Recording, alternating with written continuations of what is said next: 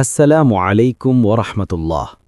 রমজানের শেষ 10 দিন, বাইরে সব কোলাহল, কিন্তু মসজিদের ভেতরে একজন মানুষ দুনিয়া ছেড়ে শুধু আল্লাহর জন্য বসে আছেন। না ফোন, না ব্যবসা, না পরিবারের ঝামেলা, শুধু আল্লাহ আর তিনি। এটাই ইতেকাফ, ইসলামের এক অসাধারণ ইবাদত, যেটা রসূলুল্লাহ সাল্লাল্লাহু আলাইহি ওয়াসাল্লাম জীবনে কখনো ছাড়েননি। আজকের এই ভিডিওতে আমরা জানব ইতেকাফ কি, কখন করতে হয়, কিভাবে করতে হয়, কি করা যাবে আর যাবে না, সম্পূর্ণ কোরআন ও সহিহ হাদিসের আলোকে। তাই পুরো ভিডিওটি মনোযোগ দিয়ে দেখুন। ইতেকাফ আরবি শব্দ, অর্থ অবস্থান করা, আটকে থাকা। ইসলামের পরিভাষায় আল্লাহর ইবাদতের উদ্দেশ্যে মসজিদে নির্দিষ্ট সময় অবস্থান করা। আল্লাহ তাআলা কোরআনে বলেছেন, ওয়ালা তুবাশিরুহুন্না ওয়া আনতুম আকিফুনা ফিল মাসাজিদ। উচ্চারণ, ওয়ালা তুবাশিরুহুন্না ওয়া আনতুম আকিফুনা ফিল মাসাজিদ, অর্থ, আর তোমরা মসজিদে ইতেকাফ অবস্থায় থাকলে স্ত্রীদের সাথে মেলামেশা করো না। সূরা আল বাকারা, আয়াত 187। এই আয়াত থেকে বোঝা যায় ইতেকাফ ইসলামের একটি স্বীকৃত ইবাদত। আল্লাহ নিজে কোরআনে এর উল্লেখ করেছেন। রসূলুল্লাহ সাল্লাল্লাহু আলাইহি ওয়াসাল্লাম বলেছেন, সহিহ বুখারীতে বর্ণিত, তিনি প্রতি রমজানে শেষ 10 দিন ইতেকাফ করতেন। এমনকি যেই বছর তিনি ইন্তেকাল করেন সেই বছর তিনি 20 দিন ইতেকাফ করেছিলেন। ইতেকাফের সবচেয়ে উত্তম সময় রমজান মাসের শেষ 10 দিন, অর্থাৎ 20তম রমজানের সূর্যাস্তের আগে থেকে ঈদের চাঁদ দেখা পর্যন্ত। তবে রমজান ছাড়াও যে কোনো সময়ে ইতেকাফ করা যায়, এমনকি 1 ঘন্টার জন্য। কোথায় করতে হবে?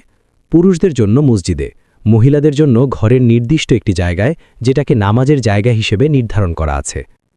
এখন সবচেয়ে গুরুত্বপূর্ণ অংশ, ইতেকাফের নিয়মকানুন। যা করতে পারবেন: নামাজ পড়তে পারবেন, ফরজ, সুন্নত, নফল সব। কোরআন তিলাওয়াত করতে পারবেন, জিকির করতে পারবেন, দোয়া করতে পারবেন, ইসলামিক বই পড়তে পারবেন, ঘুমাতে পারবেন, তবে বেশি নয়। খাওয়া দাওয়া করতে পারবেন মসজিদের ভেতরে। যা করতে পারবেন না: বিনা প্রয়োজনে মসজিদ থেকে বের হওয়া যাবে না, স্ত্রীর সাথে মেলামেশা করা যাবে না, অযথা দুনিয়াদি কথাবার্তা বলা যাবে না, ব্যবসা বাণিজ্য করা যাবে না। কখন বের হওয়া যাবে? প্রাকৃতিক প্রয়োজনে বাথরুমে যাওয়া যাবে, ফরজ গোসলের জন্য বের হওয়া যাবে, মসজিদে খাবার না আসলে খেতে যাওয়া যাবে, অসুস্থ হলে বের হওয়া যাবে। এতক্ষণ নিয়ম জানলাম, এখন জানি কেন করব, এর ফজিলত কি। রাসূলুল্লাহ সাল্লাল্লাহু আলাইহি ওয়াসাল্লাম বলেছেন, যে ব্যক্তি আল্লাহর সন্তুষ্টির জন্য একদিন ইতেকাফ করে, আল্লাহ তার এবং জাহান্নামের মাঝে 3টি পরীক্ষা তৈরি করে দেন। প্রতিটি পরীক্ষার দূরত্ব আসমান ও জমিনের মাঝের দূরত্বের চেয়েও বেশি। একটু ভাবুন, মাত্র একদিনের ইতেকাফে এত বড় পুরস্কার, তাহলে 10 দিনের ইতেকাফে কতটুকু? ইতেকাফের সবচেয়ে বড় ফজিলত হল, এই 10 দিনের মধ্যে লাইলাতুল কদর পাওয়ার সম্ভাবনা সবচেয়ে বেশি, কারণ আপনি পুরো সময় মসজিদে আল্লাহর ইবাদতে আছেন। ইবনে আব্বাস রাদিয়াল্লাহু আনহু বলেছেন, ইতেকাফকারী ব্যক্তি গুনাহ থেকে বিরত থাকে এবং তার জন্য সমস্ত নেক আমলের সওয়াব লেখা হতে থাকে, যেন সে সেগুলো নিজে করছে। আজকের ভিডিওতে আমরা জেনেছি ইতেকাফ কি, কখন করতে হয়, কোথায় করতে হয়, কি করা যাবে আর যাবে না, এবং এর অসাধারণ ফজিলত। রমজান আসছে, এই রমজানে অন্তত একবার চেষ্টা করুন শেষ 10 দিন ইতেকাফ করার। সম্ভব না হলে 3 দিন, সেটাও না হলে অন্তত 1 দিন। রসূলুল্লাহ তার পুরো জীবনে এই আমল ছাড়েননি। আমরাও কি পারি না একটু চেষ্টা করতে?